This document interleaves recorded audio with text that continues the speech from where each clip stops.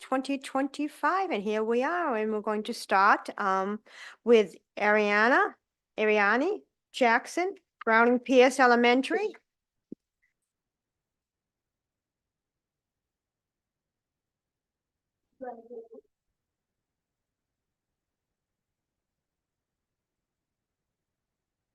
Taylor Richardson, James A. Long. Congratulations, Taylor. There you go. Mia Linnaeus, Kelly Smith Elementary.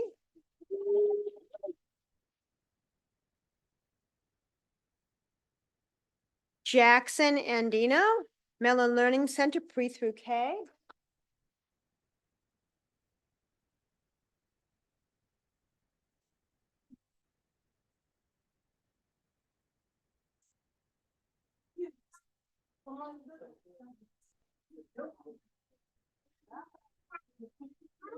Chaz Jennison, Mellon Learning Center, K through 12.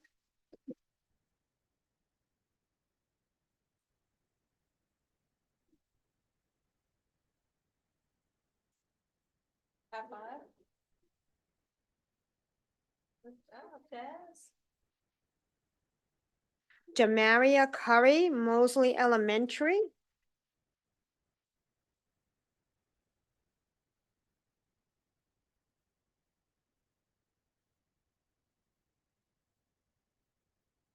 Kayla Maldonado, Peniel Baptist Academy.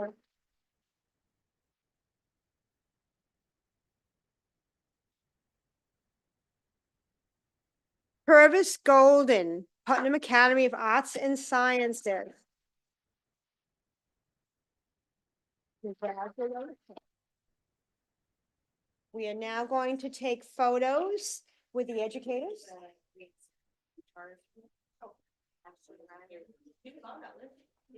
I don't have this. Oh, that's do that too.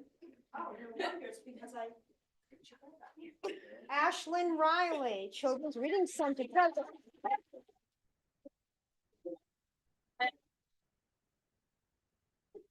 Okay, all the educators, you can bring them up. We'll take a good photo.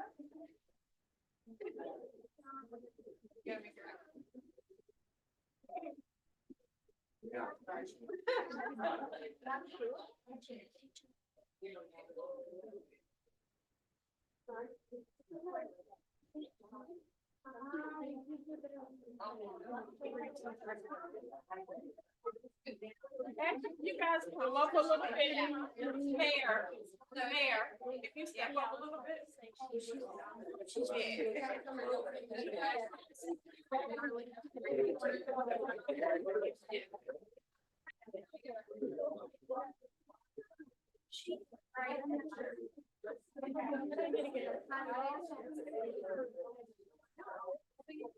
All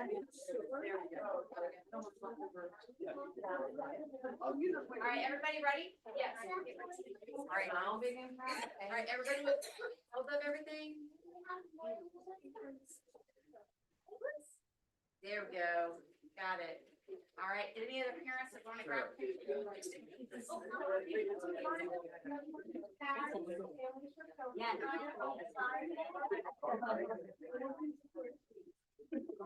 Yes.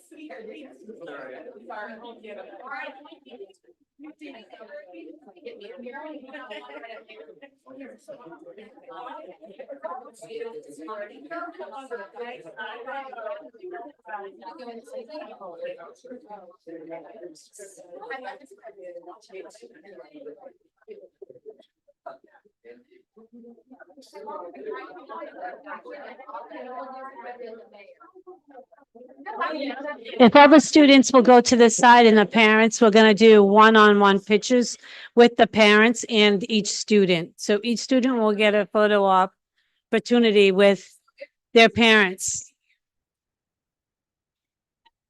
So if the students can stay here, they'll call the parents back up.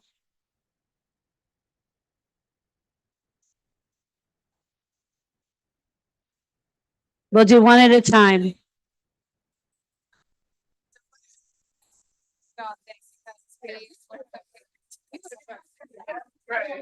Tyler, what?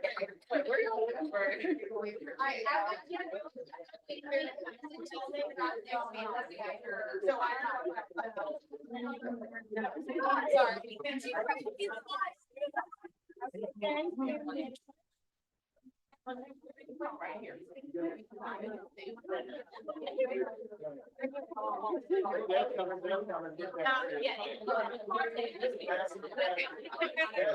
Okay.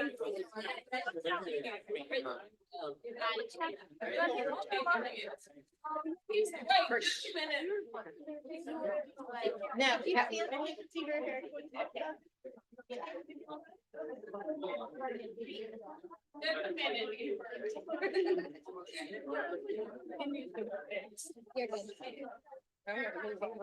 Here, right here.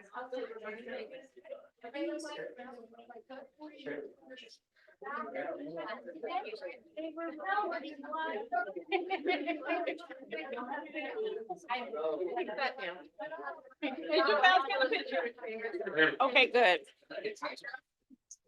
Okay, they got a picture. Yeah.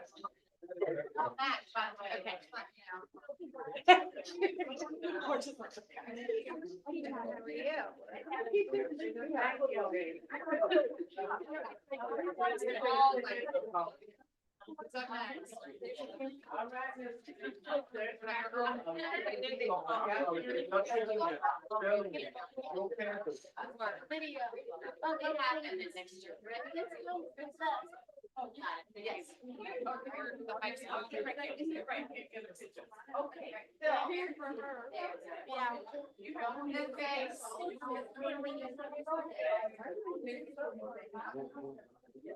They just gotta be extra.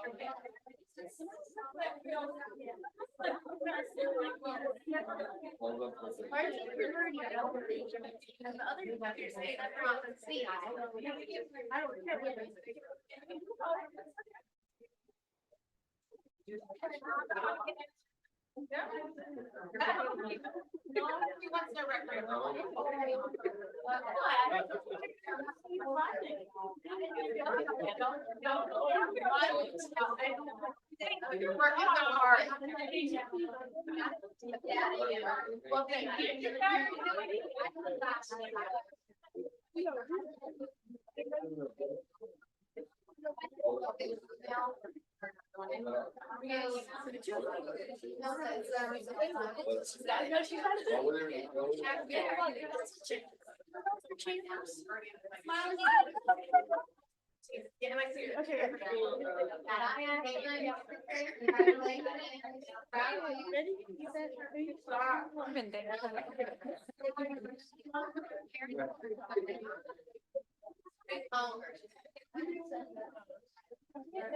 Thank y'all for coming. Now we know.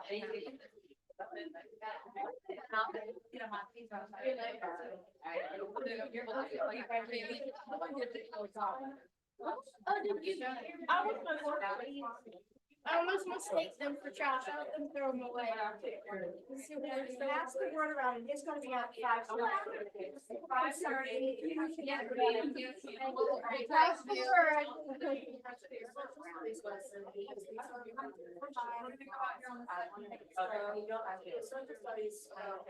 Tomorrow, be prepared. All the things that we've been studying.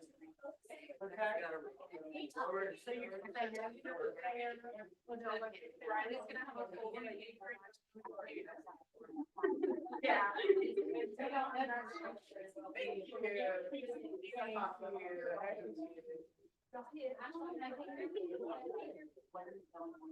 Behave.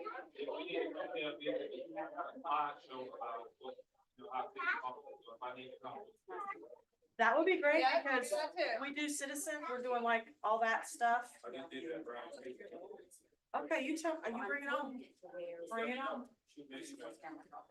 I'll sit back and take notes.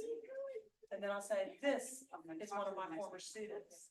And then they'll say, dang, it's still your old.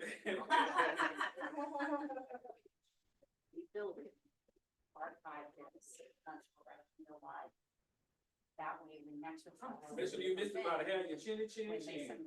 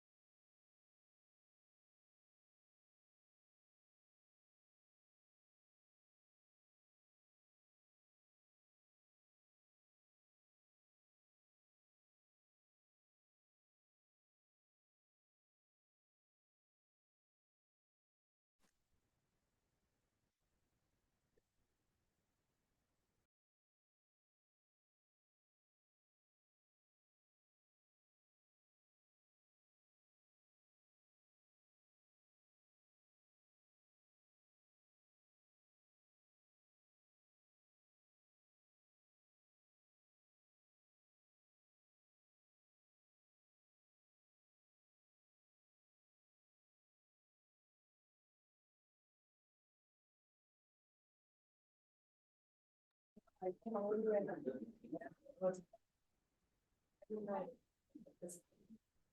evening, everybody. Welcome to the City of Palatka City Commission meeting on November 13th, 2025. It is 6 p.m. and I'm calling this meeting to order. We will begin with the invocation led by Pastor Mulberry and the Pledge of Allegiance led by Commissioner Ball.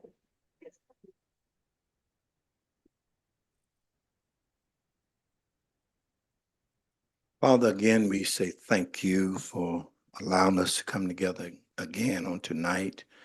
We pray, God, that your hand will rest upon us and that you will crown our heads with wisdom. Give us directions in what we should do, God, as we move forward in this city directions. We pray, God, that you will bless each constituent, God, as we come together tonight. We pray, Father, for your leading, your guiding, your directions in all that we do. You said in all our ways, acknowledge you and you'll direct our path. Need your directions, God, in all that we do in Jesus' name. Amen.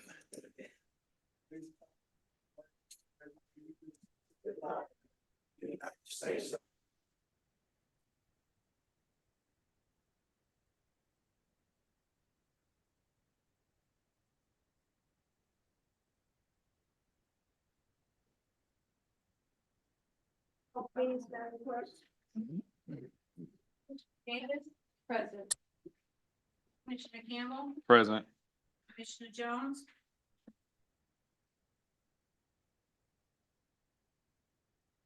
Commissioner Warren? Present.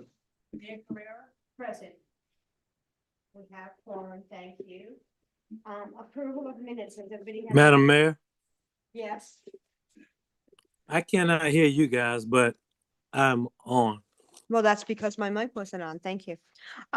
Sorry. Approval of minutes, October 15th, 2025, special call meeting, October 20th, 2025, special call meeting, October 23rd, 2025, regular meeting. Motion to approve the minutes as presented. Second. We have a motion, a second, all in favor? Aye. Aye. Any opposition? Thank you. On to public recognitions and presentations. In the spotlight, Employee of the Month, Ms. Jones.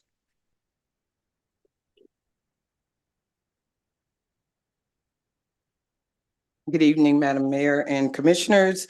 As we're approaching year end, as recognizing our employees on a monthly basis, for the month of November, we would like to recognize Reno Fails, our Recreation Coordinator.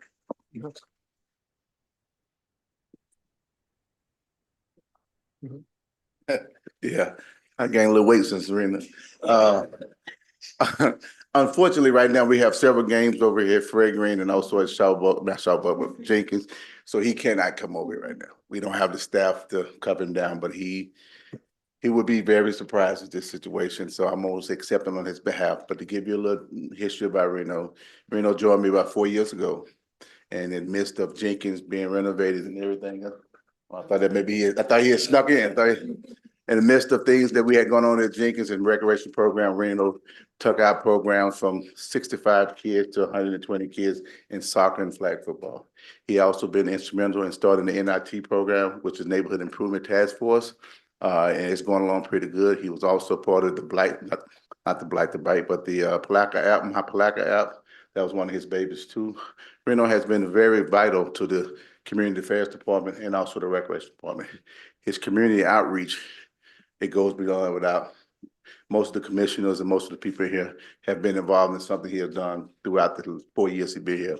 But just this past year, he has brought young kids to the center that it's just a passion to my eyes to see so many kids and so many things we got going on in that center.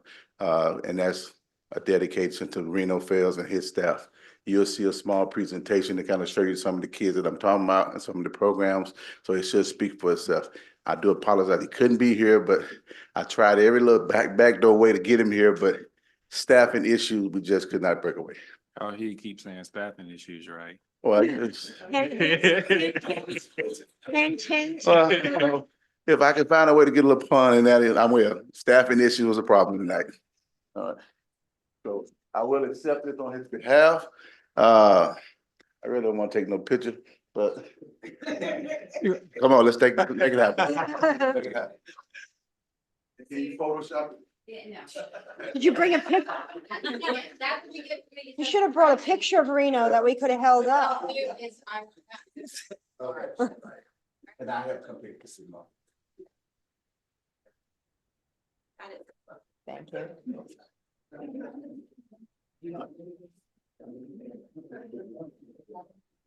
Madam Mayor, Commissioners, if I may, I just have one more recognition of an employee that has actually published a book. And so we just want to recognize her for her efforts and her continued effort as she continues to be an author, a published author, Miss Christy Lowe.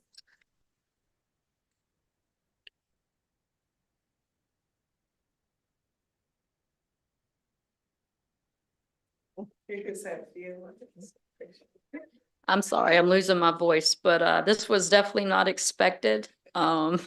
Shattered Thoughts is definitely dear to my heart. It is the first one that I've had published.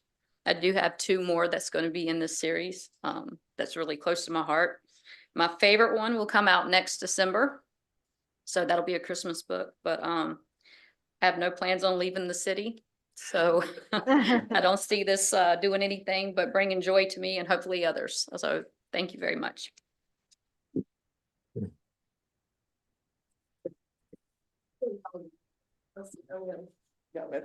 Let me. Thank you. Really up here? Thank you. Thank you. Congratulations.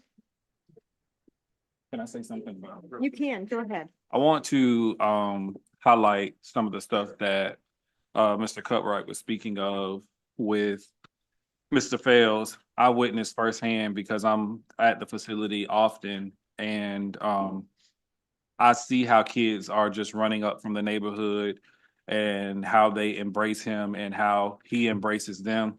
Also, I've seen him go behind some of the backs, but for a good cause, to make sure that organizations within a community have places or facilities to be able to practice in last minute. I've witnessed it firsthand on several occasions, and that just speaks to what he believes Palatka should look like.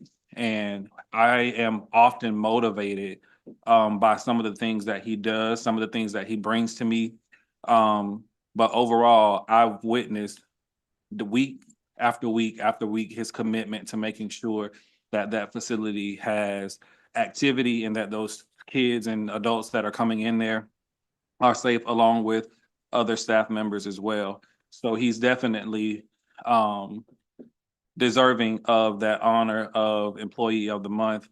And so congratulations once again, Mr. Fales, for your commitment to the city of Palatka and the youth within this community. Go ahead. I like to echo that same sentiment that Commissioner Campbell just mentioned.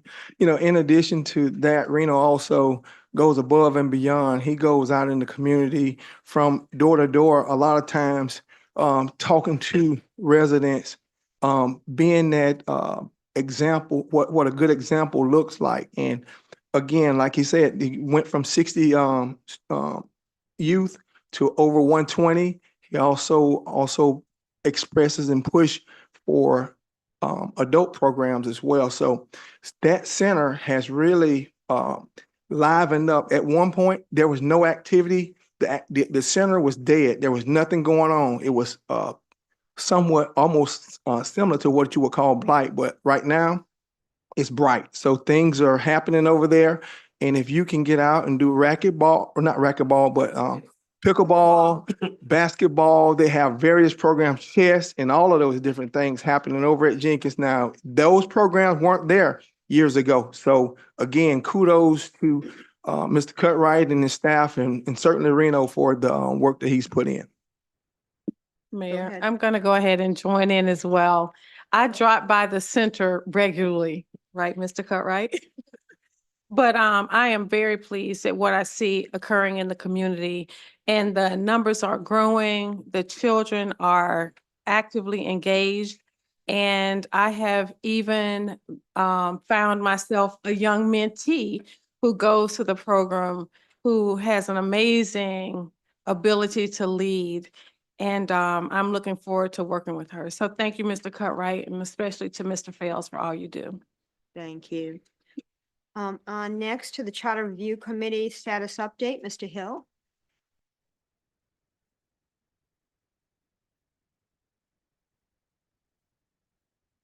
Good evening, Good evening. Mayor, Commissioners. Stand before you again, giving an update for the Charter Review Committee.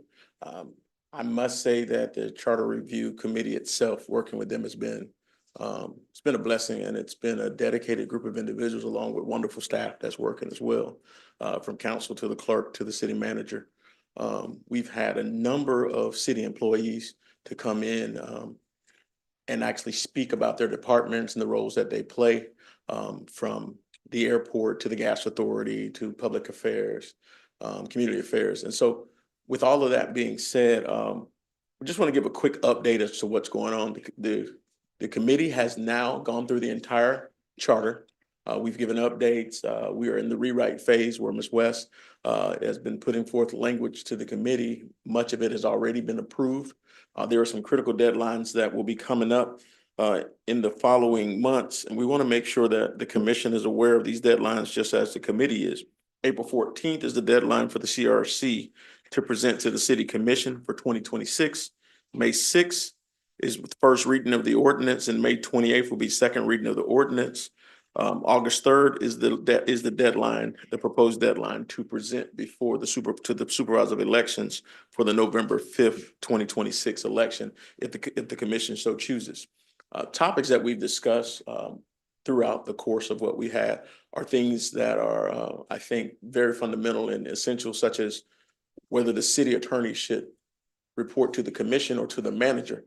I think you've seen at least on 3 separate occasions where the city attorney has been handcuffed from being able to provide certain advice based upon the way the charter is written. And those are things that are definitely fundamental to the inner workings of government. Other issues are clearly defining the roles of the city clerk by way of charter under the universal language that we're now seeing with the model charter, whether residency require, how we create residency requirements as it pertains to elections, and what are qualified electors, which is an old English term, and that just means people who vote within elections. And so we've kind of given some suggestions on that. There are some places where you will have an asterisk which says the commission has the ability to enter into an ordinance, which will clarify certain aspects, which will give you additional abilities to modify or change over time if you so wish. So we've kind of gone into thoughts of those type things as well. How everything from the formation of the gas authority was in the charter, all those different pieces to the puzzle are there. Even as it relates to the attendance aspects for city commission, or how commissioners are in place, and making sure that all I's and T's are dotted as it relates to certain things that may be in place, given some type of catastrophe or a person who's unable to serve based upon a medical reason or death, and we've had that before in the city of Palatka. Also down to what happens during special elections or during the referendum process, so that the commission has the information.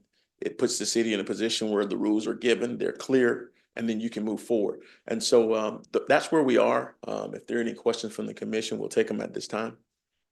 Go ahead. I do have a question, and it's a broad question, but with regards to, I see the important dates, and I know that ultimately the commission makes the final determination as to what is being presented to the supervisor of elections. But is there an opportunity, or will there be an opportunity for citizens or a public forum that would allow citizens to know what some of the changes have been made to the charter review, so that they are aware exactly what they're voting on? So there are opportunities for that, but that's more of that's a commission answer more than anything else. What will happen is we will provide suggested changes to the commission for review. You can address those changes if you so please by way of workshop or by way of your own review and then bringing back suggestions. But my suggestion would be that you do it by way of workshop, because it creates an opportunity by having that public hearing to get input from other individuals as the process takes place. But it also gives the commission a chance to say, hey, we agree with this piece, or we don't agree with this other piece, and you can actually start to deliberate in public as you're doing those things. And I think the opportunity for the commission as a whole to be able to engage publicly and with one another as it relates to the things that are presented is going to give you kind of a greater opportunity to move forward. And so those are all pieces that are there. Ms. West, do you have anything else? I would just add that all of our charter review committee meetings are open to the public, and if the public chooses to attend, the next one is December 3rd at 4 p.m. in the City Hall Annex. So if, just a follow-up question, so if the deadline for you all to present to the city commission is on the 14th of April, that means if we wish to do any type of workshop, we would need to do it between the 14th and the 5th of May. Correct. Just wanted to make sure that that was out there. Right, but you also have, but also remember the final date The final- to submit to the supervisor election is in August. Right. So there's time there. I fully believe that we will be done well before the 14th of April. We should be done early in the year. I would guess at the latest end of January, beginning of February, based upon the track that we're on. So that gives the commission another 2 months Plenty of time. to kind of move forward as to what you want to do. Thank you. Thank you. Anybody else have any questions? No, I just got a comment. Go ahead. I just want to thank former Mayor Hill for his dedication and commitment, continued commitment to the city of Palatka. I think this was one of the things that you wanted to do, pushing the charter review. You knew changes needed to be made or whatever. So I want to thank you for staying with that, being the chair, putting in all the different times. I want to thank the staff and the rest of the committee members for the excellent work that has gone into this. It has moved us from the old century days to present day. And so we're going to be in a much better place with what you guys are presenting to us. So we want to thank you for all the hard work you put into it. And I think I appreciate that. I think a lot of the things goes to, it's an 11-member committee. Yeah. We've had our alternate who has been mobilized, and we've had additional members to come in as Commissioner Henderson Davis transition into to her position. But I can say that the individuals who show up on a regular basis are committed. Staff has been committed and been excellent to work with as well. And I'd like to commend the leadership, especially these two ladies that sit to my right, as well as Ms. Hayes, for the work that they've done in working with the committee. We've had subcommittees and a lot of spirited conversations. And so it's not just something that we take lightly. It's something that we know is going to be transformative and something that allows this city. It's going to be a working document that will move this city forward for another 165 years. Yep. Certainly. Thank you. Thank you. Thank you. Thank you. On to the proclamation, Youth Homelessness Hope Month. City of Palatka proclamation recognizing youth homelessness outreach, prevention, and education Hope Month. Whereas approximately 4.2 million young people ages 13 to 25 experience some sort of homelessness in the United States each year. And whereas while living on the streets or in their car, staying in shelters or couch surfing, youth may struggle to afford food, care for their mental and physical health, attend and complete school, and avoid dangerous and violent situations. And whereas the common reasons youth may run away or experience homelessness include family conflicts, being asked to leave home, verbal, emotional, and/or physical abuse, neglect, and financial problems at home. And whereas youth who experience homelessness are more likely to experience homelessness in adulthood. And whereas the National Runaway Safe Line and CDS Family and Behavioral Health Services are working to raise awareness and educate local communities about youth homelessness and the importance of prevention during Youth Homelessness Outreach, Prevention, Education Hope Month. And always now, therefore, I, Roberta Correa, by the authority vested in me as mayor of the city of Palatka, do hereby proclaim the month of November 2025 as Youth Homelessness Outreach, Prevention, and Education Hope Month in the city of Palatka, and encourage residents to recognize the role we can all play in advocating for this vulnerable population of young people. Do we have a motion to approve? Second. The motion is second. All in favor? Aye. Aye. Any opposition? Thank you. Would you come up, please?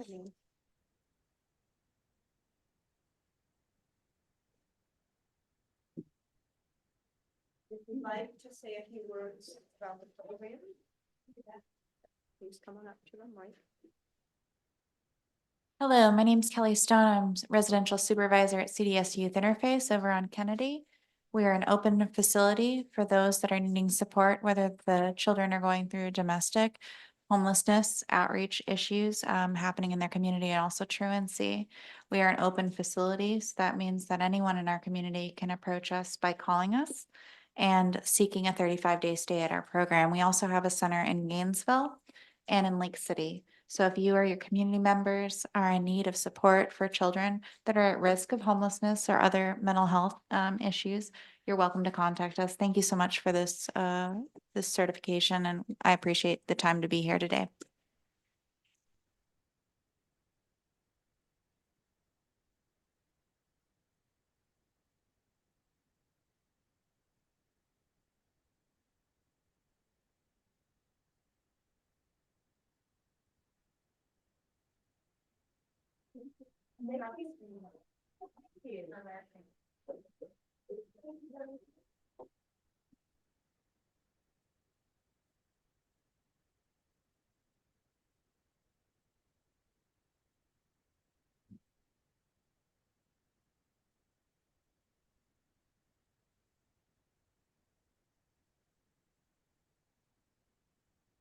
City manager and administrative reports, community affairs department update, progress updates on Northside Community and Recreation. Mr.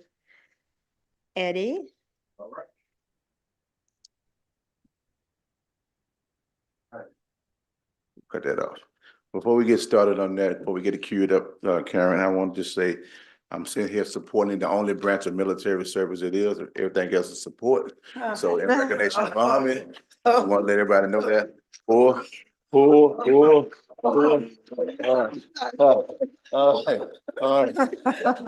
Now you can cue up the. Yes, it was. Yes, it was. It was too cold for me to wear this Tuesday, so I'm wearing it today. All right, so I'm not gonna read all the captions, but at the end, I'm gonna just give a quick overview of things, because most of the commissioners have been throughout the community center, so they have seen the changes firsthand. But I want to give a chance to give the community a chance to see the changes that's coming along with Jenkins. So the purpose of this presentation is just to bring awareness of the Robert H. Jenkins Northside Community and Rec Center, because we're still having a problem with people saying, we didn't know you was there. I don't know exactly what we can do, Greta, but please help me. We have did everything that I could think of besides dropping a big old balloon down and saying we're right here. So next slide. So as you see, in the beginning, we have, is that the next slide? Yeah. Okay. Because I want to show you the scary house in a minute. In the beginning, you know, we have had a chance with the commissioner helping the city manager to get renamed the facility, a couple with branding and color schemes. I think the color schemes is going to be fitting for the history of the facility back in the day, with the help of our African American Cultures Committee staff team. We came up with some names and some colors. Next slide. All right, so this is the scary house that we started with. Actually, we should have had a couple Halloween things there when we first started, but this is how the building looked. We had several vandalisms, several opportunities where kids came in and tore up things because we was not there. Once we had boots on the ground, we started making changes, and I can say as of today, we have had no incidents at that center, and that's been going on 2.5 years. So that is a testament to presence does make a difference. Next slide. So as you can see, we're renovating and bringing that. This is the middle of the road is the slide of how it looked before. And as you can see to the right is what it looked like now as of today. And as you can see, Mr. Clayton and Ms. Antasia is the one laying the most down. Next slide. All right. One of our contractors that we have painting, he is overseeing the painting of the facility, and he's doing a wonderful job. It's a big task, but we have seen them daily go from eyesore to bright. Next slide. As you can see in the hallways, the beginning to the left is how it looked. Workers in progress in the middle, and I hope he don't mind me taking a picture of him, but it's too late now. And then the finished product on the right. disclaimer, I did ask him about the picture, so he's good. This is how the building looks. The outside now is purple and light purple and a tan gold. And it actually goes with a nice color scheme that we got going on here. And we got a lot more to go, but it's coming along. These are some of the renovations. We had a slab of major concrete issues that we had that fixed, and now we have a nice smooth ramp that we can bring our equipment and everything in there. As you see, the new scoreboard has came in. Slated late on this month, 1st of November, the gym floor will be coming in. But we're getting ourselves ready for programs with basketball, volleyball, and pickleball. So this is some of the parks here. This is Schaubuck. We'll lay new mulch, and we painted the monkey ball, the kids' playground. I don't like using that word, and the swing set. And we have slated the next week to bring in a new playground equipment to Schaubuck. Not Schaubuck, that is Schaubuck. We have had a few hiccups where there's some people in the neighborhood has moved some of the spikes on the mulch and the borders that we have, but every time they remove them, we put them back and make it look nice, as you can see. We had some fence issues where somebody backed into the fence at Schaubuck. It's been repaired and everything looks nice now.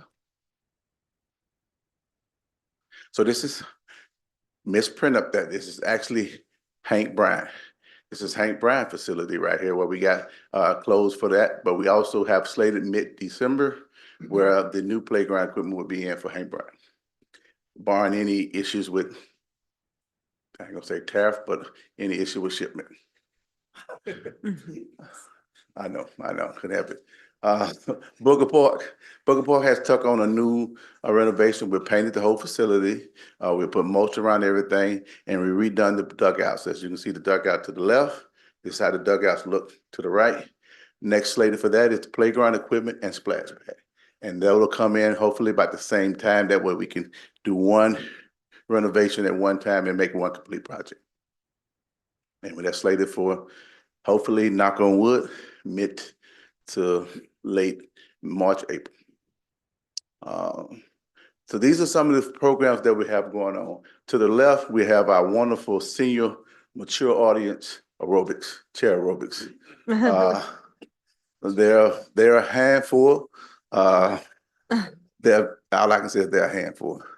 But we have actually an average of about 20 people that be in the class on a regular basis. They meet Wednesdays at 10 a.m. So please come if you want to. And it's not an age. You can be 18 to 80. Come if you want to. It's chair aerobics, but it is high intensity. To the right, we took a group of kids to a HBCU conference up in Jacksonville. And we was kind of hesitant, but it was very rewarding. Out of the 15 kids went, I got to be transparent. We had one that acted up, but 14 did great. And it was not that bad, but at the end of the day, you got 1 out of 15 teenagers, you should be happy. Yeah. And it was not to the point where he's not invited, and I just gave the gender, but he's not invited again. But we work with him, and he's back at the center now flourishing. Next slide. I'm sorry. I'm blaming it on you, Karen. I don't know if everything, the first 12 was right. You know that the 13 went wrong on my part. Yeah. All right. So as you get to see, these are the programs we got in here. We have a lot of things going on, but what I'm most proud of, and I have to give Reno Fields a little credit too on that, is the chess club. This is something that me growing up in inner city Tennessee didn't know nothing about chess. So I'm glad that we have a chance to give these kids a chance to see something different other than the normal four sports that we grew up playing. And it's 18 kids in there. It is amazing to see 18 kids, and they're engaged.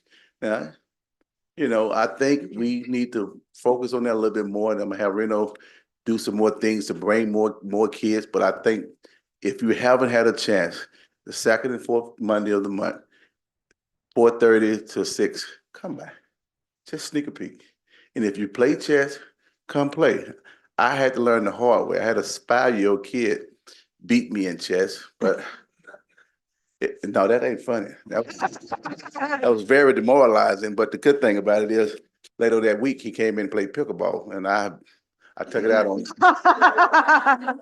So we got the flag football down at the bottom and everything. We also have volleyball. We have some MOUs with a couple of schools that play volleyball out of the center, and they had a good season. Actually, the school almost won a game. So that was pretty good. You had to see them practice to understand what I said. Let's go. Next slide. That's another couple of programs we've been doing. So as you can see, we are really engaged over there in the community center. We're trying to continue to build. We're trying to continue to bring programs. But like I always say to the people that come in there, this is your center. I need to hear from you. Me, Reno, Courtney, Jessica, Ms. Sheffield, we can bring things, but this is your center. We want to bring what you want. So please continue to share your ideas. Please continue to come and support and volunteer, because that helps us bring new programs. Next slide. See, this is some of the pickleball in the chair rows. As you can see, those wonderful faces to the left. It's my pickleball group that meets on Mondays and Wednesdays from 5 to 6:30. We also had a wonderful staff member there one day, but she ain't been back in a while. But you know, at the end of the day, it's still going strong. Next slide.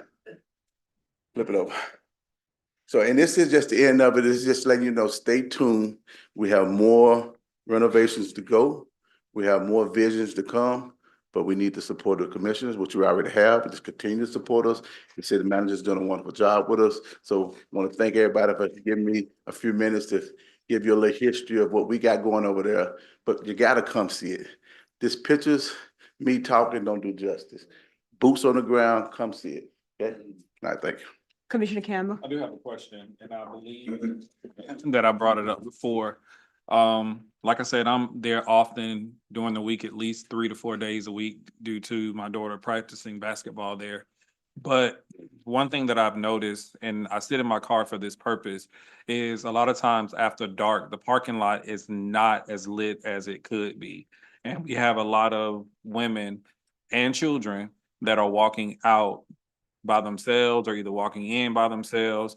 And just out of safety, is there a plan to enhance the lighting in the parking lot portion? Of course, the front is well lit, but when you get into the parking lot after you step from under that cover, it's dark. And just out of safety, is there a plan to brighten up that parking lot? Yes, we actually, before one of our grant writers left, we was working on a grant, and I've been in contact with the companies that's trying to approve that grant to put lighting from the parking lot all the way to the backside. Because we having the same issue when we do flag football or any kind of evening programs at 5:30, 6 o'clock during certain times of the year, we eliminate. Now we got to move to Fair Green, Forrester, or Shawbuck. So we actually have plans to do that. But for the meantime, I'll get with Mr. Joe and see if we can come up with some temporary fix until that go through. And last, 2 more things. One of the reasons that I believe that people don't know you're there because there's nothing that's telling them that you are there. Signage. From signage to there's nothing if you're coming up the Reed Street corridor to say, hey, Jenkins Community Center, blah, blah, blah. There's nothing outside of it until you actually pull up on the facility and no, not even the sign out front, which I made mention of last time. So I think one of the reasons is wayfinding, and that's something that we are determining throughout this city, even with our downtown area. So I'm not putting that solely on you, but that's just a reason of why people don't know that you're there is because there's nothing pointing you in that direction. One, to even show you what services that we have there. No one else Episcopal is there because it's nothing that's on the outside in the main thoroughfare that's allowing people to know that those services are over there. So I would challenge you to work out some temporary signage until we find out the branding component of the wayfinding. But that's probably one of the major reasons of why people don't know that you all are in there. Yeah, well, we're working with Dave Thompson Trim to put a temporary sign that's up toward the front, the biggest that we can make to kind of give everybody an idea of what we got going on here. And I was actually one of the ones that were trying to get that marquee sign, that the billboard sign that y'all are getting built down here in the Port Consolidated. I wanted one over there by Jenkins just to have, but that got shot down. So But even with the sign that's there, did you have any communications with the school district to see if I've been talking to Mr. Bowling, and we're gonna re-intervene with that conversation once we get this Village Key stuff separated with the alarm system. I wanted to kind of take things in stages, because right now we need to get that fixed first. But yes, signage is definitely on my radar. We're gonna do temporary signing till we come up with some permanent signage. Thank you. Did you have Said you something had else? two. You said three. That's Okay. it. Anybody else? Go ahead, Commissioner Davis. And I'm gonna go ahead and put my plug in for put the fence. Oh, yes, I had the fence guy here today. Fence. Mr. William Fenton came today. They walked it. So everything is coming along. I'm just waiting on a quote.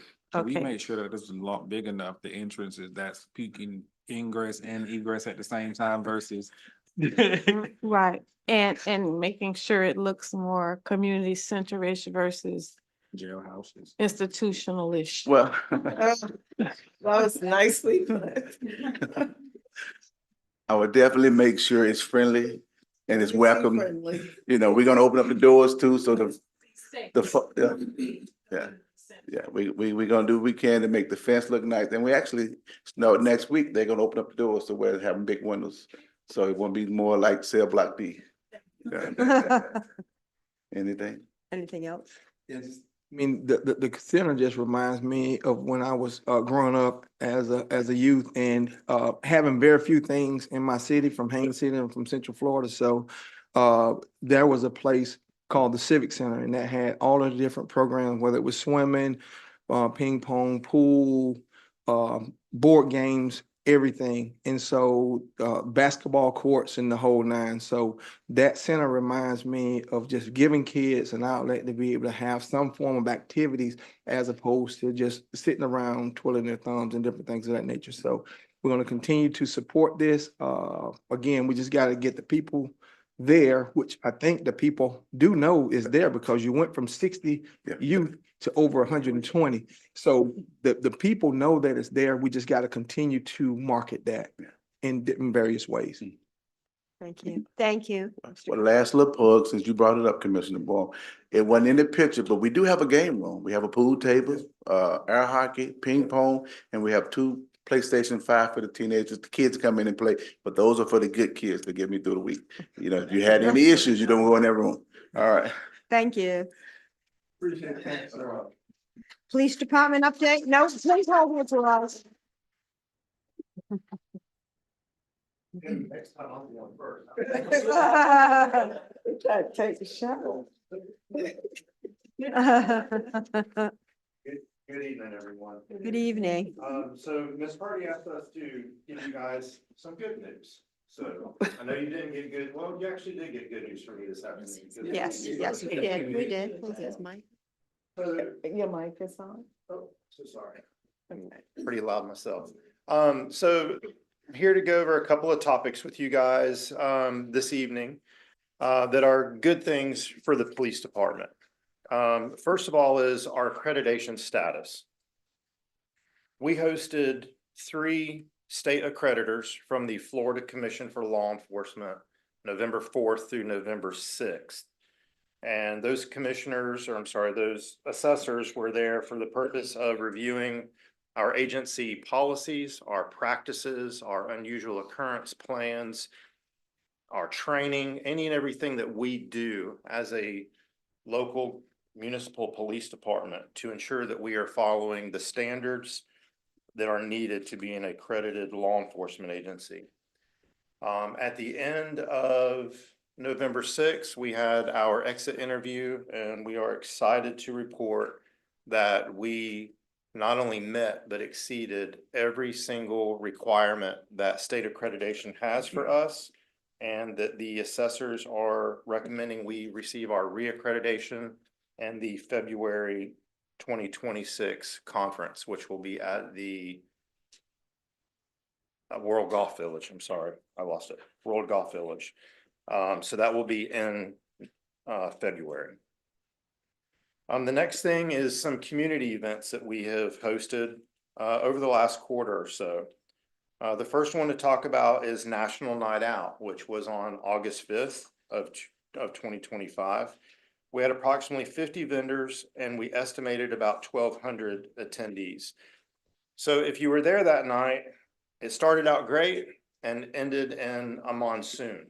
So we had a very good, cold, wet time, but it was fun to say the least. Next, on September 17th, and then again on October 28th, we visited the Putnam Classical Academy, where staff members, to include command staff, engaged approximately 100 students, answering questions about law enforcement. What do we do? How do we do it? Why do we do it?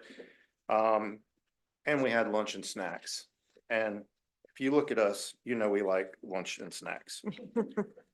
The next one was September 19th, where our COPS team participated in the Putnam County School District College and Career Night. This is a very large event for the school district.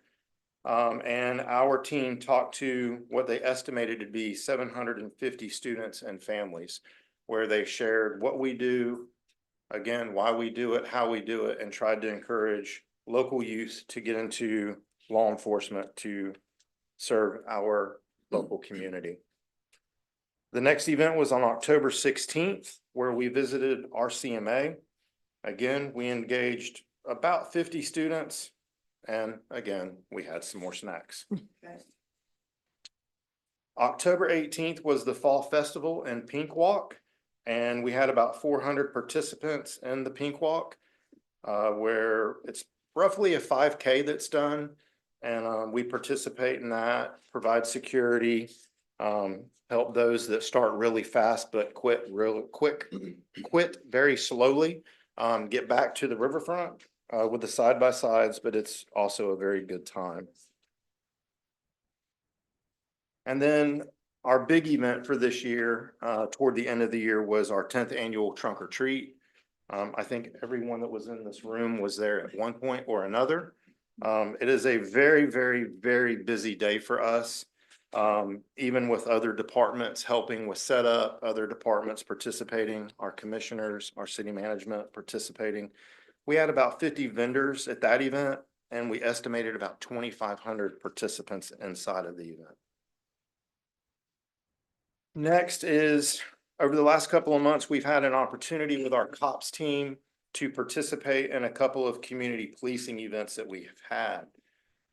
If you remember last month, it may have been the very end of September, I did a presentation on the Viking Street traffic issue that we had. And at the end of that study, we had our COPS team go and knock door to door with every house and talk to everyone in the neighborhood about what would they like to see. And then we had a community meeting, and we went over the presentation that we did for y'all before we did it with y'all, we did it with the community. Which leads us to a consent agenda item later this evening. The second issue that we use the COPS team on as a follow-up is, if you see the sign that is on the left side of the slide, it says no dumping. And we had a property owner notify us there was some illegal dumping going on. We made contact with him. We got the information on who the possible persons were that were doing the illegal dumping. Spoke to them, handled it from a civil perspective versus a criminal perspective for this particular event. And then we met up with Mr. Verrecchio's team. We ordered some signage, and we put a no dumping sign where the dumping was occurring, and then followed back up with the complainant. And that involved our CRA team as well as our COPS team. So we're trying to, in things that we can, utilize the COPS team and the CR team to be more community involved, even with investigations. And then last but certainly not least for us is to give you guys a year-to-date crime stat update. And our third quarter for the year, which would have been August, September, and October, we had a 19% reduction in crime overall from 2024 compared to 2025. And then our annual report from January to October, we have a 14% reduction in overall crime so far for the year. And as you know, we only have about 6 weeks left. So knock on wood, we're going to continue this hard hold that we have, hopefully increase it some more, but at minimum, hold what we have. Does anyone have any questions? Thank you. You're welcome. We appreciate it. Thank you. Just continue the wonderful work you guys continue to do every day. Appreciate We it. are trying. Yeah, you guys run to trouble. We run away from trouble. So we thank you for all you do. You're welcome. Thank you. And finally, just want to congratulate both departments for their diligence and how hard they're working to ensure our safety and to integrate our community. We've already congratulated Ms. Christy Lowe, and we're encouraging all of our employees to move forward to their maximum level. We also want to recognize that we were awarded a grant for 75,000 on Monday to pursue looking at long-term usage of the Port Consolidated. Hopefully, well, the grant award is so that we can have a study done that will give us the best and most efficient use of the property next door. We also received from our airport consultants, Passaro Engineering, recommending that we meet with FDOT and ask for repurposing of the $100,000 we were granted for a feasibility study. Because the way how we're using our airport, the aircraft that is landing, the 5,000 to 6,000 is adequate, and we could not find justification to even proceed with the feasibility study. So we are preparing the requests as well to FDOT. And finally, good news with that North Park floating dock. We actually received from Army Corps the approval to replace the existing north floating dock structure to repair pilings for the north and south dock structures. And that's the property that's located St. John's Revenue, Florida Water Body. So that's a great accomplishment for the city. Thank you. Thank you. Any questions, Ms. Carter? Thank you. On to report from me and Commissioner Campbell's reports. This is something we recently added a couple of meetings ago. I have not had any meetings with any of the boards that I'm on in that period of time. I did want to bring up a couple of things. I just wanted to mention, I don't know if folks remember Chris Carter, who briefly was here as a fill-in photographer when we had a vacant public information officer position. He took photos as needed for the Student of the Month ceremony and our meetings. Tragically, he was killed in an auto accident on November 1st. And just, a moment to think of Chris. Remember, he was only 44 years old, so it's quite a loss. The other thing I wanted to mention is that I'd like to start, or I will start attending pre-agenda meetings again. Everybody has had the opportunity. I don't know if anybody else has been able to attend, but as the chair of this commission, it is helpful to go to those meetings. And I just want to let people know I'm going to start up again. We have to know when they are, and we did make because again. Okay. This is Well- her comment, y'all. Let her, Yeah. this That's- is her comments. Yes, just that's fine. If everybody else wants to take turns attending, obviously we can only go one at a time because of sunshine. That's fine. Can we get that to everybody? Yes, I will so make they certain can that the decision? city clerk sends out to all the commissioners our scheduled pre-agenda meetings. And typically they are scheduled the first and third week of the month. On Tuesday. On Tuesday at 9:30, I believe. Also, I wanted to bring up a discussion about Zoom attendance at board meetings, commission and other board meetings. We really almost didn't have quorum. Commissioner Campbell was able to come in physically, but you need physical presence for quorum for every meeting. And we're getting to the point where sometimes that doesn't happen if people are attending via Zoom, because that cannot be counted. Zoom was intended for the most part for the pandemic era as far as meeting attendance. First, obviously somebody presenting from a distance, that's a little bit different, but for board members, just a thought and discussion, how we feel about that going forward is something, if you're sick, you're sick. If you have a family crisis, you have a family crisis. If you're out of town, you're out of town, and therefore you can't attend the meeting.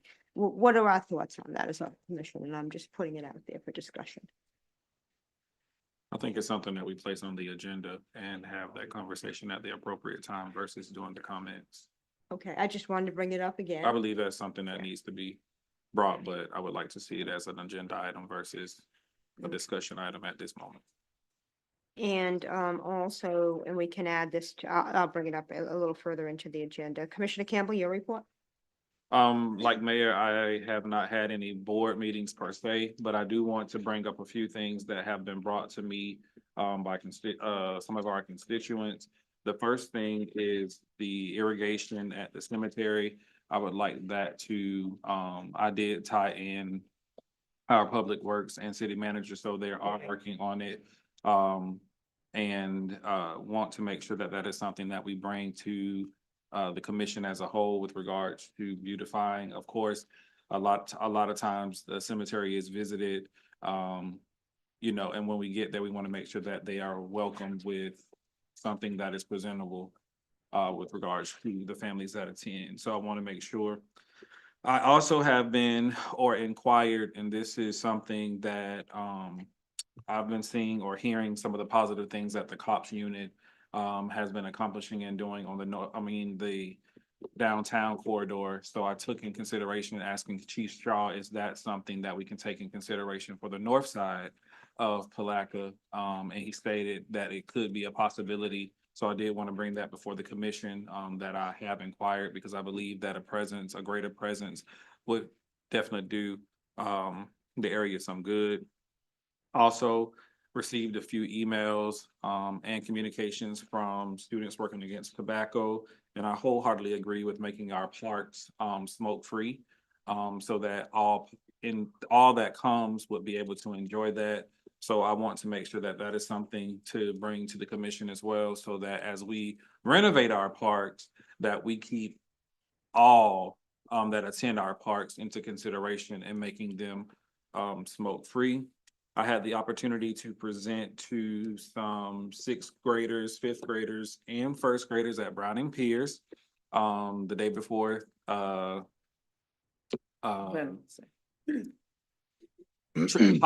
the day before. Trick or treat. The day before Halloween, and it was community helpers. So I had the opportunity to explain what us as commissioners and legislators do on the city level as well as the county level. And we graciously left them with some things that Miss Jones provided, some flashlights that I thought at first, but they were raving over the flashlights with the city seal on them. So we were able to leave that with them. Also, I have two more things and I'll be done. I know I've seen several concerns with Boo on the Avenue and the confusion of if it's a sidewalk event versus a street closing event. And I want to, as we proceed forth with that, that we communicate whoever, and I know the organization, but from the city's perspective, that it's supposed to be a sidewalk event and not a in the road event. So that has been something that has come to me several times, but I want to make sure that that was communicated to the general public, that it's a sidewalk event, a sidewalk downtown event versus an event that closes the streets. And last thing, our chaplain has been our chaplain for quite some time, and I want to have the opportunity to involve him a little bit more than just praying at our commission meetings. I think that a lot of things or a lot of situations that transpire throughout the community could or should have a chaplain available at the disposal. So I want us to take in consideration possibly meeting with him, Ms. Cardi, and see what his vision is. Because like I said, some of the community events that take place, some of the unfortunate situations that take place, that's what we feel that he should be out. And I want him to have a say in how that is built and however that is done, so that there is a cohesive format, or however we want to say it, that he gets calls for certain things that happen within the community, so he can be a visible face in the community as well. And that wraps up my request and my reports for this commission meeting. Thank you. I'm going to open the floor to public comment at this time. Please, if you want to get up and make a public comment, you have 3 minutes. Fill out a yellow public comment card there and give your name and town of residence as you come up to the podium. Ms. Edwards?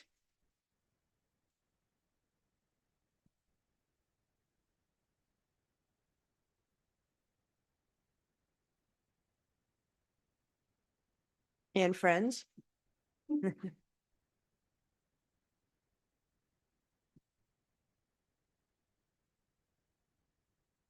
Press the button. Button. Press the button on the bottom. The button. Okay. Thank you. Okay, Thank you. thank you. I'm Shirley Edwards, founder and CEO of Imagine Arts and Entertainment Company, 824 Olive Street. Good evening, Madam Mayor, City Commissioners, and all other officials in your respective places. I'm appearing here this evening along with my team members, Linda Francis, she's one of my artists. Another artist, Miss Carol Milton. Thank you for being here with me. Very active supporters. I'm appearing here before you this evening to advocate for my company, the artists that I represent, and any other artists from any genre that decides to share their gifts with this community publicly. You recently voted and approved the proposal submitted by the River City Players and the Arts Alliance of Putnam County to become the new directors of the Larimer Arts Center. Here are my questions. What is the protocol when desiring to use the gallery or theaters? Will it be added to your City of Palatka website? For instance, policies, prices, etc. Will you be monitoring the operation of the Larimer? My concern. I had a very unfortunate experience while trying to retrieve an application to enter the recent downtown show, Palatka Art Adventure. I finally contacted the coordinator and was told there were no applications, quote unquote. We just use word of mouth. And they already had all the entrants. I was finally offered a storefront window down in the 200 block on St. John's Avenue. The window now bears the image of the founder of the first accredited hospital here in Palatka in 1918, Mary Lawson, grandmother of our retired vice mayor, Mary Lawson Brown. The mural was done by Imagine Arts artist Eddie Roundtree. Finally, I'd like to share that I am an experienced art curator, both in Putnam and Duval counties. Having produced 15 or more shows here at the Larimer, after being denied entry at once when it was a public library at 9 years old in 1964. My first show was in 1997, where then young Justin Campbell sang a solo, accompanied by artist and president of our mural committee, John Alexander. I want to be assured that I, nor any other artists, have this experience again. Although I'm very happy and proud that we gained entry to that particular show, it should not happen to anyone again. Thank you. Thank you. Is there anybody else here for public comment? Seeing none, we'll close public comment. Commission and staff response to these concerns and questions? What I would like to do is have time to evaluate the Okay. questions and meet with team directors and Okay. come back with a response at that time. I'll make certain that we communicate with Ms. Edwards as well. Okay, and you're going to obviously speak to the people, the Arts Alliance group and get some Yes. information from them. Okay. Thank you. Yeah. On to the consent agenda. Does anybody have any items that they want to pull from the consent agenda?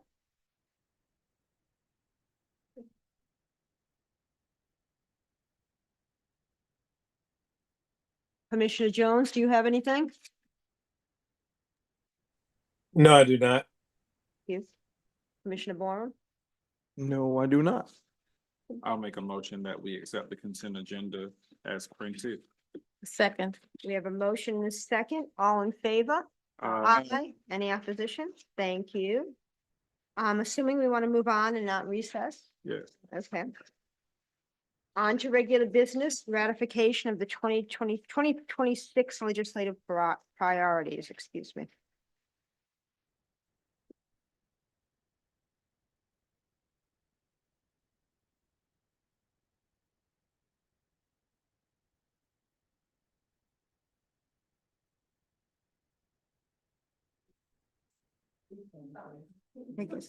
I'm sorry. No, That's it's okay. okay. I wasn't sure who was going to. It's okay.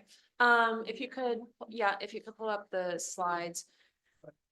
So what we are seeking here is essentially the commissioner's ratification of our two appropriation legislative priorities. So that is going to be funding for the ladder truck. The reason you're seeing it the way that it's structured right now, because I know you guys just approved of a loan, but what the legislators want to see is that the local government has skin in the game with a high percentage match. And so because we have been able to secure that loan, we are going to be able to demonstrate that we have the matching funds available, which allows us the ability to leverage the request for that appropriation. The second one is a phased appropriation request for a new master lift station. And this is a $1.1 million request overall. We have phased it into two different legislative sessions. So what we are going to be seeking for this upcoming 2026 session is $500,000. And again, we're going to have to match that. So just keep that in mind as we move forward. Both of these appropriation requests were fine-tuned with the help of our lobbying team, Becker, which provided advice in terms of how we need to approach the higher dollar figures, which they wanted us to be clear about setting our expectations for this upcoming session. They also said it was very critical that we had matches involved. And to the extent that staff members can attend the legislative session in Tallahassee that have personal knowledge as to these particular items, that would also be beneficial. And so today I did speak with the lobbyists even further. One of the, Karen, if you could please move to the project financial overview so they can understand how important that part is as well, if it's there. One more page. Okay, so one of the critical items that we have to be able to show our legislators is that of the 18 million, that we have actually made progress, and we have. And added column that I thought was relevant to put on at the very end is that year to date, we have spent about 3.4 million. But by the time we get to June 30th, 2026, we would have spent 11 million. And that's 11 million of that 18 million that we were awarded. So most of our projects are starting. We're making progress, and a lot of actual building is going to be happening within the next 2 to 3 months. So our expectation is that by the time we get to June 30th, 2026, of this 18 million, we should have actually completed 11 million. That would represent 60% completion. So it's very important that the legislators understand the progress that the city is making. And so I wanted to make sure you were aware of that as well. And the only thing that I will add beyond the appropriation requests, you'll see in the resolution, there are some non-fiscal priorities for the upcoming session. That includes opposing any reduction or elimination of property taxes that finance the city of Palatka's operations, supporting a legislative fix to the harmful provisions of SB 180, and then also supporting the authorization of ready waiver funding for maintenance, safety, and security for rural airports. So those are the non-fiscal, non-appropriation legislative priorities. Thank you.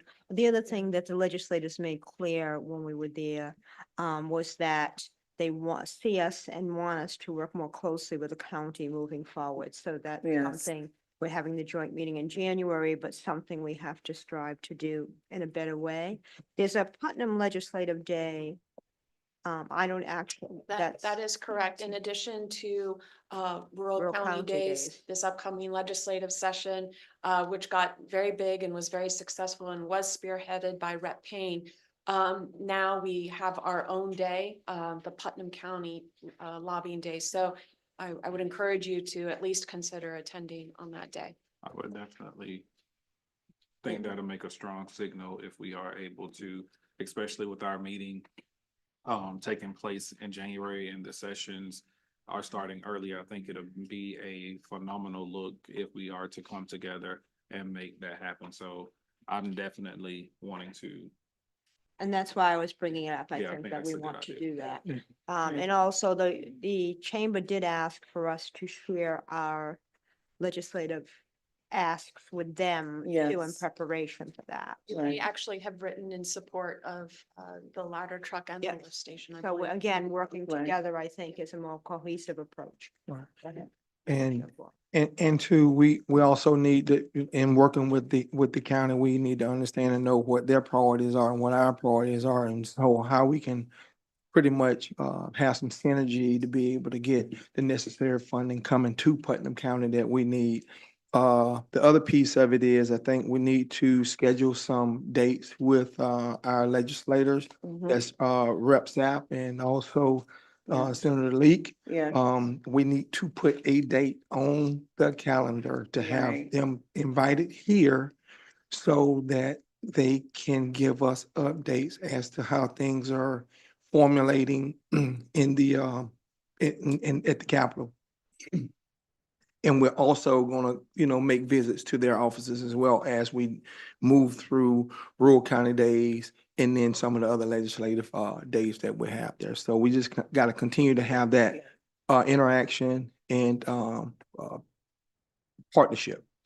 Commissioner Campbell? Barr, which would you be friendly to if we act that it be taken in consideration having legal help with that? Because in the last couple, since she's been here, she's been doing a phenomenal job with making sure that we were abreast as to any changes that were taking place.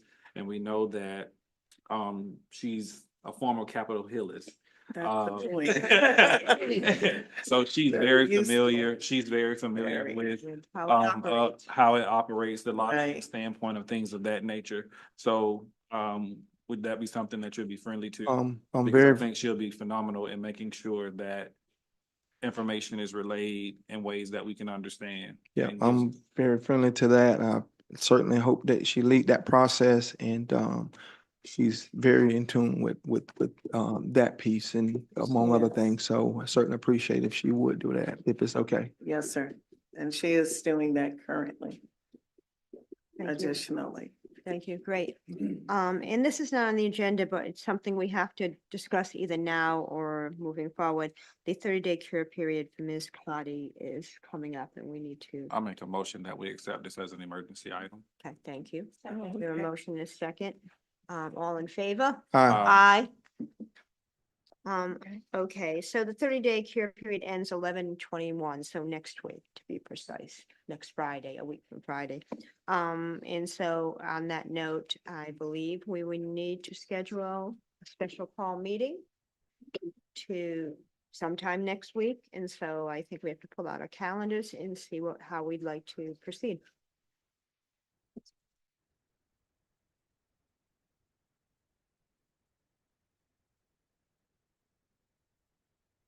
I know that is the week leading up into Thanksgiving. It so is. If, I don't know how people travel or if she's planning to travel. If we're looking to knock it out, I would make the recommendation that we go ahead and have it on the 24th. Okay, that's fine. On the 24th, that way it doesn't really Interfere with the collide, holiday. interfere. Okay. 24th at 5 or 6, which time? You want to be in. 5, I'm fine with either. I prefer 5, but. 5 works for me. Okay. Okay. Commissioner Boyle? I think that might work for me. Okay. Just- Commissioner Jones? The 24th is fine. Okay, thank you. So the 24th at 5 PM. So now let's talk about what we wish to accomplish in that meeting, because what I don't want to do is get in there and we not have a plan of action of I what agree. we desire, and we literally walk around in circles that entire evening. I want it to be a productive meeting so that we can continue on with the work that the city has to do. So, Mayor, Go ahead. so one of the first things we need to do is we need to evaluate that the requirements of the cure period have been met. Mhm. And this is a question for HR, which I have all the time and trying to understand. As a commission, do we individually evaluate, or is that an evaluation that happens at the special call meeting? Do we do it before and be prepared for a recommendation? What does a What's the process? board process look like for evaluating our employee? And that's a question also, I think, that would be consistent with when we do other evaluations as well. So the evaluations, even outside of the cure period, should be taking place now. So that's where each of you all would evaluate Ms. Cardy. And you do have that opportunity now to talk about and to see how the progress is going with the cure period as you're evaluating her right now. Once everyone has evaluated her, those evaluations are turned into HR pointed, and then you all will be given the graded score of what it looks like for an overall thing for you all to discuss collaboratively at a meeting. Okay, so when will you need that by? If we're meeting on the 24th to summarize this, when do you need that by? For the evaluation? Yes. Ooh, okay. Well, you all are doing the work part. I'm just really calculating the numbers of how you're grading or achieving, what they're saying achieve it needs improvement. I think that's the way it's listed on the form that you all adopted. And so I'm just giving an overall on, say it's cooperation or communication. Does she need improvement, or is she meeting expectations? So that's the kind of feedback that you all will be able to see overall of how each of you graded. Yes, but it's also with the holiday the previous week. Again, that's why I'm asking when you need this information by. So the evaluations, yeah, I would have to have them in by next week. Well, let me say, the Yeah. cure period ends on the 21st, so she has until the 21st to Yeah. finish her requirements. Mhm. And the other thing I want to make sure is that we're all using the same evaluation tool I agree. Yeah, or document so Right. that it's consistent. exactly. So that's the one, I think, yes, sir. So given that what we want to push back to December 1st, which would give staff the time from holiday, and it would give her the opportunity, or will we want to take a different date into consideration prior to being that we would need to get those evaluations into her and have her time to score them? And that's why I brought this up, because the 24th is rather soon to accomplish some of those things. So maybe we need to push out, as Commissioner Campbell said, a little further. Yeah, move it to, the December 1st, December 2nd, that week. Maybe that would give a little bit of buffer time as opposed to just a very, very lean time frame, and we got holidays and everything else is involved, so.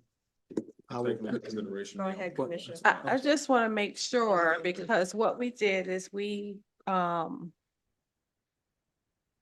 reestablished Ms. Cardy's responsibilities full-time as city manager to complete the cure period, which is the 30 days, which ends on the 21st. Mhm.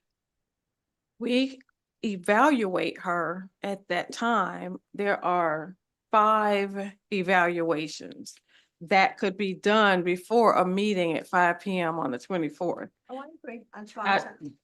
The So- only reason I brought it up is because last time we did make some hasty, or it appeared that we made hasty, so we met twice to accomplish something that if we would have taking the time. I'm all for Yeah. the 20, I'm all for the Getting it done. getting Yes. it done as soon as possible. Well, yes, and agreed, but I do think we have the information in place. It's a discrete list of requirements that were to be met during this cure period.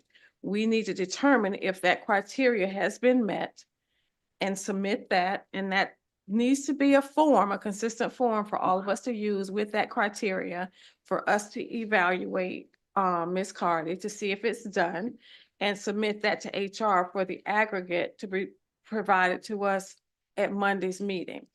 On Monday's meeting, we then have the responsibility of reviewing that evaluation to determine if she has met the criteria and how we will proceed. If she will be fully restored to her position to continue on, or if we'll take another action. That's the only purpose of the call meeting. Or do we have an opportunity to create a form that would allow us to fill out the information, such as a Google form, that it's automatically fed into? Well, I think at the end of the day, Because if that's the case, what is she scoring? We can tell our own scores. No, what I'm saying is, at the end of the day, the form needs to come from HR. No, I get the form. I'm talking about the dissemination of the form, because honestly, what is she tallying? No. Okay, let me make sure I'm saying this differently. Each of the commissioners need to meet with Ms. Cardi to review to do the evaluation. Yes. Right, we get. When that evaluation is done, it's presented to HR. Mhm.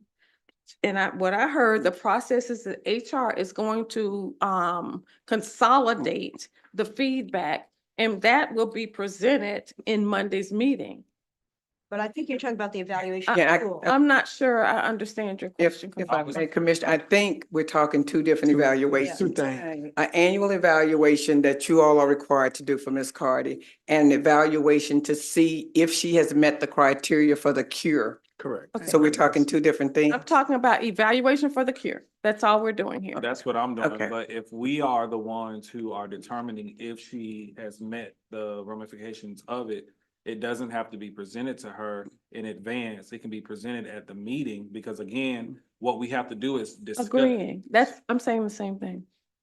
I think we're saying the same thing. I think the question is what tool. Let me make sure. Mine was solely focused on the tool. Yeah, that's what I thought. The evaluation document? The document, I was trying to come up with a more easier way that would allow her the opportunity, because Allow who the opportunity?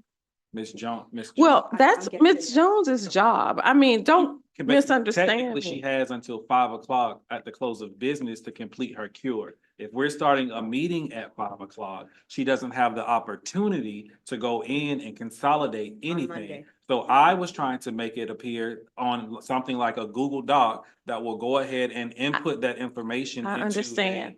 I understand what you're saying, and what I'm saying is, I think that's up to Ms. Jones to determine what works best for her. I don't think it's our job to determine the most efficient way for Ms. Jones to do that. That's what But I'm if we're saying. going to be meeting at a time, we put her in a crunch.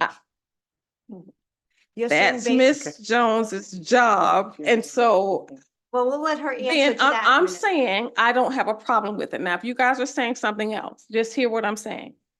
I'm saying, I'm standing by what I've offered. And so I'm open to hearing another alternative, but I want to be fair. There are a couple of things I think There's nothing. I'm sorry. There's nothing to be fair. We're just talking about the tool and Okay, giving one her the person at a time, opportunity.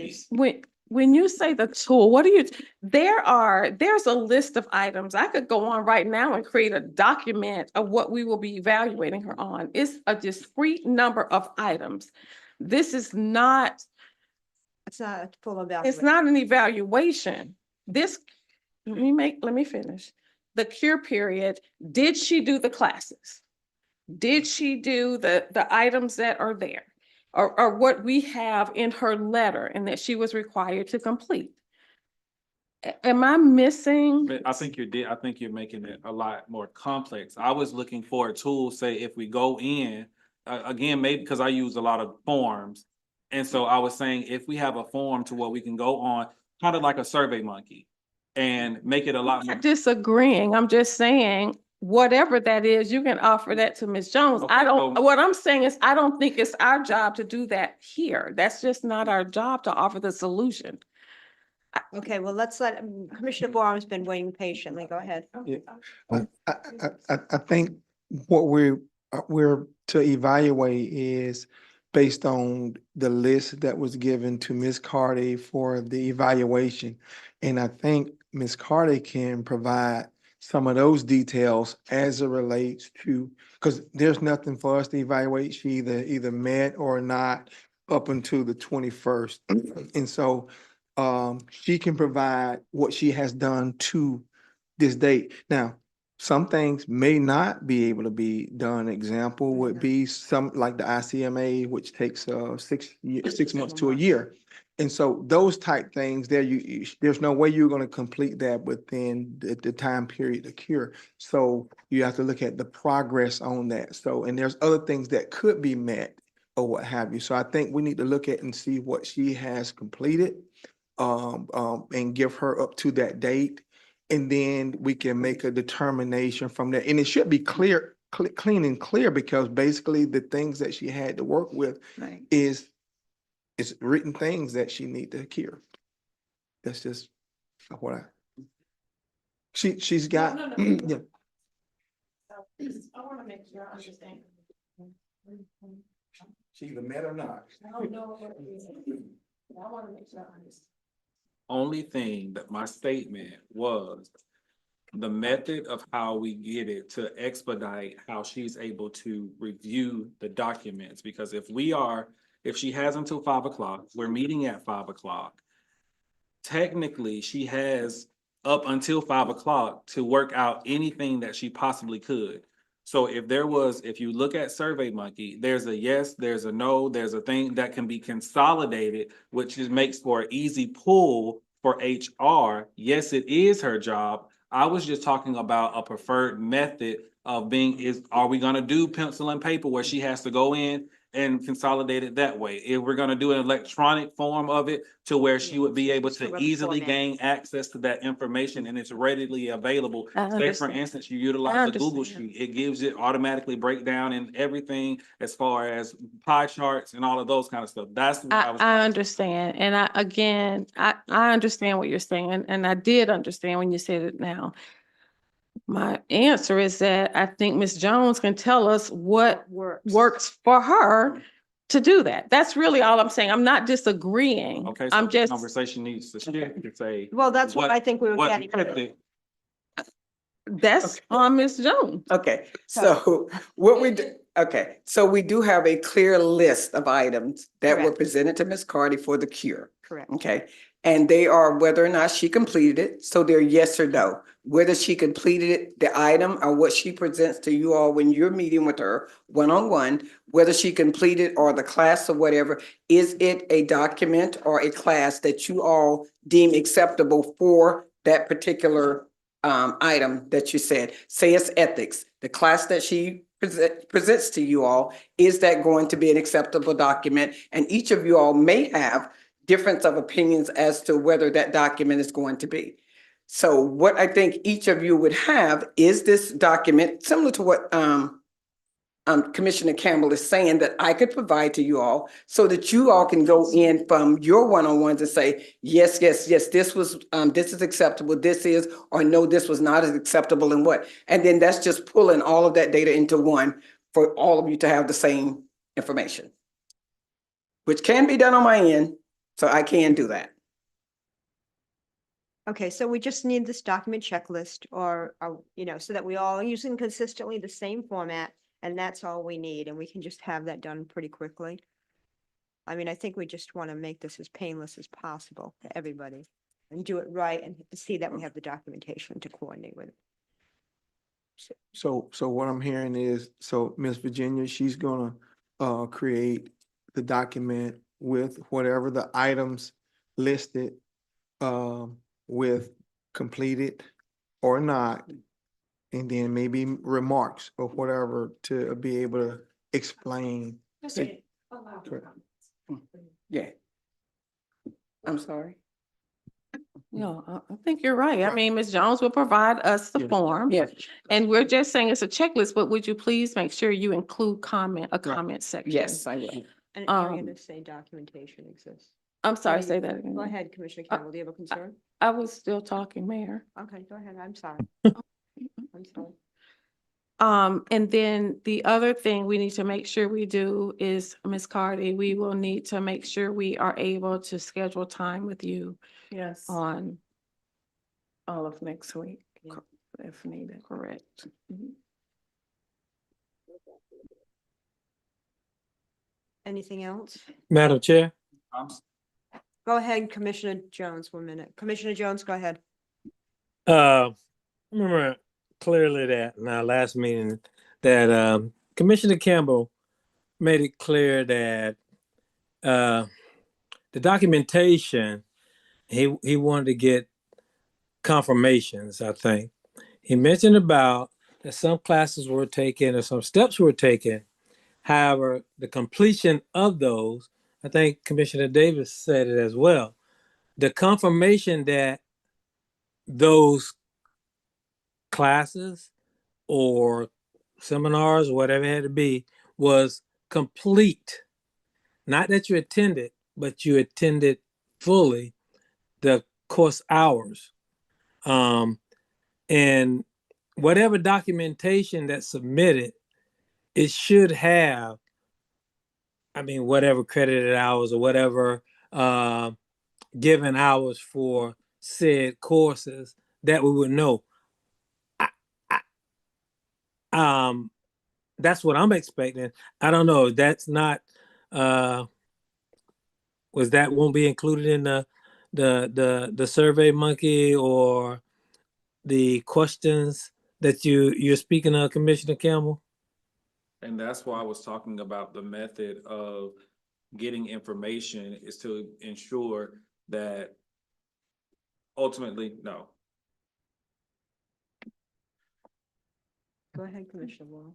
Well, would it be friendly to just add to the form, certification completed and you received the certification completed or something equivalent to that and maybe have a remark, something along those lines, maybe? And so, yeah, with Yeah. my point, those documents, everything that has been submitted to me as they're completed.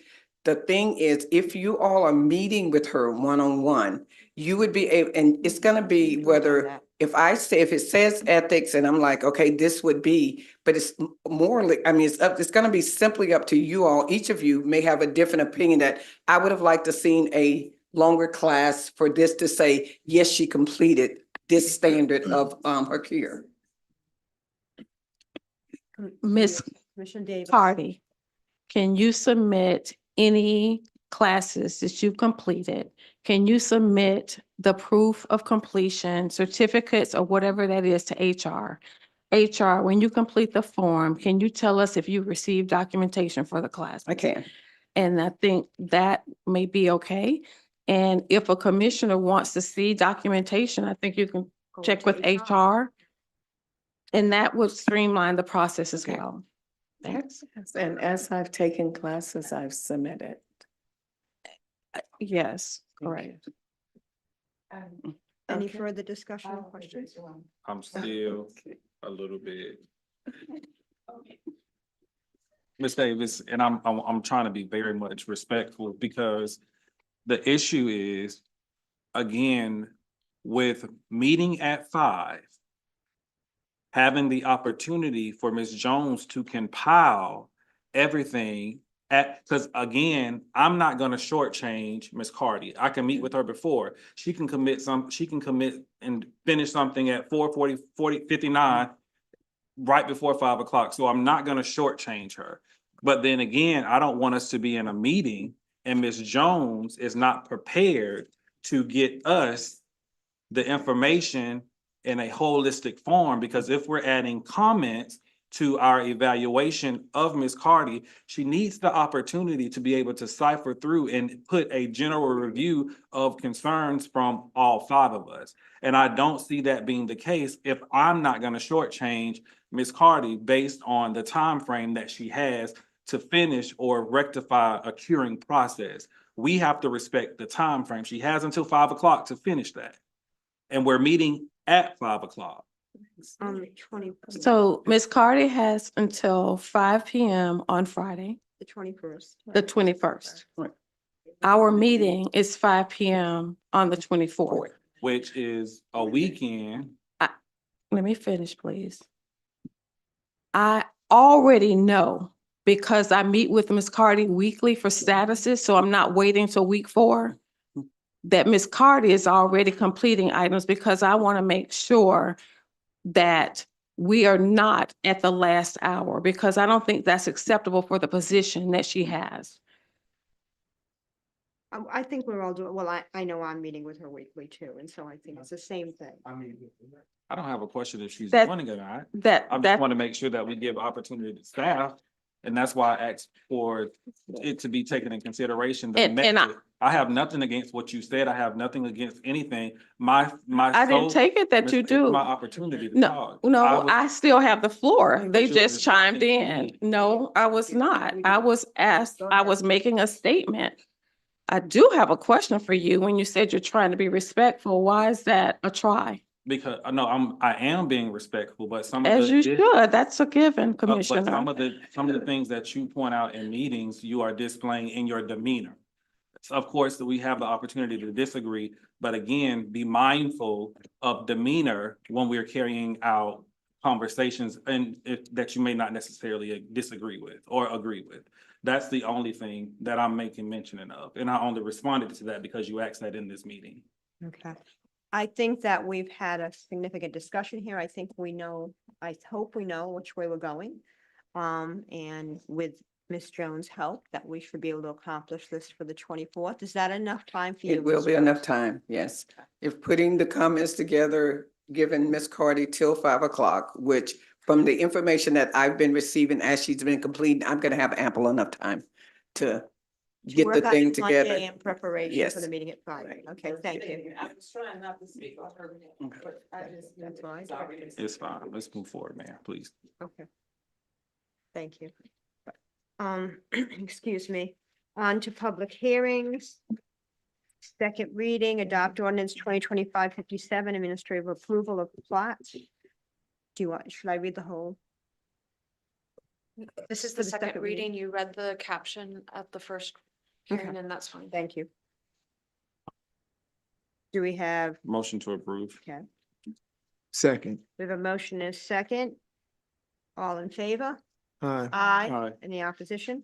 Thank you. On to the second reading, adopt ordinance 2025-59, an ordinance of the city of Palatka, Florida, establishing a municipal code civil infraction process for violations of city ordinances, providing for the appointment and authority of a special magistrate, identifying the local officials authorized to issue citations of violations of municipal civil infractions, providing procedures for enforcement hearings and penalties.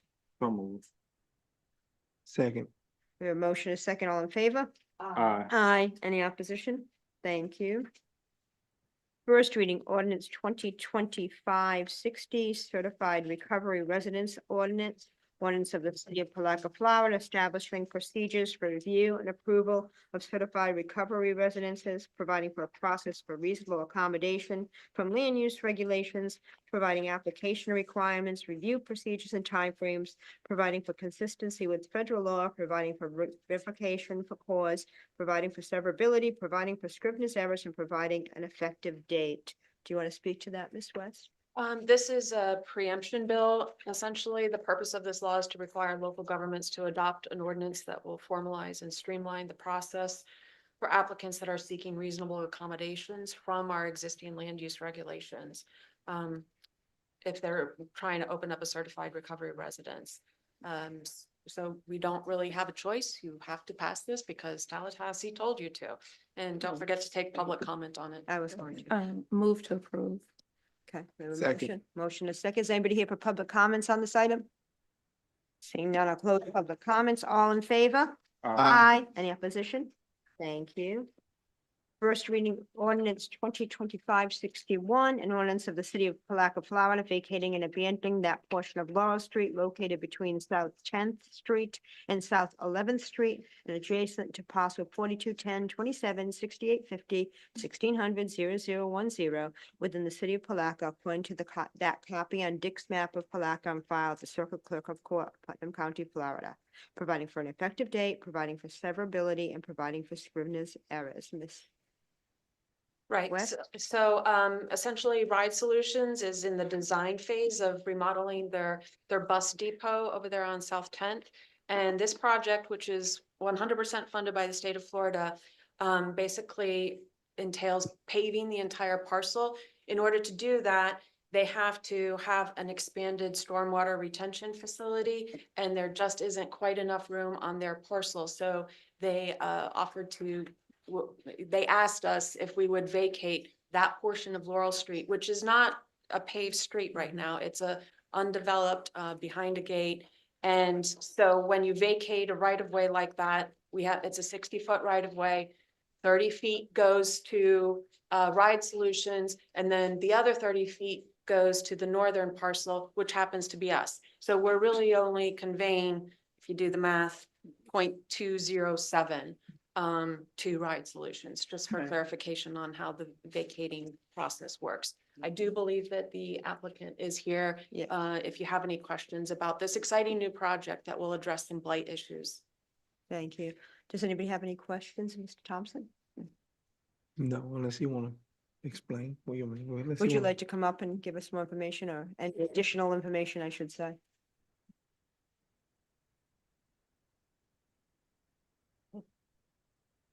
Boyd Thompson, Executive Director of Ride Solution. And I think the request from Commissioner Ball. No, just if you want to. Oh, if you were asking him if he wanted, is there any more information you want to share with us about this project? No, it simply makes a more efficient shape of retention pond. And it gives us a better distribution of parking. Thank you. That's correct. Anybody else, any questions? Mr. Boyd, Go ahead, Commissioner Jones. would that include cleaning up that lot where a lot of those disabled buses are, so that they could be either hidden from public sight or removed and refurbished or sold or something? Because that's an eyesore right now. We're in the process of doing that now. And that'll be done before we break ground. Thank you, sir, for committing to that. And how long does this project potentially is gonna take? We expect it to start January, February of 26. Construction. It's 14 to 16 months. All right. And, okay, any other questions? No. Do we have a motion? Motion to approve? Second. We have a motion and a second. I'm going to open the floor to public comment. Is there anybody here for public comment? Seeing none, we'll close public comment. All in favor? Aye. Any opposition?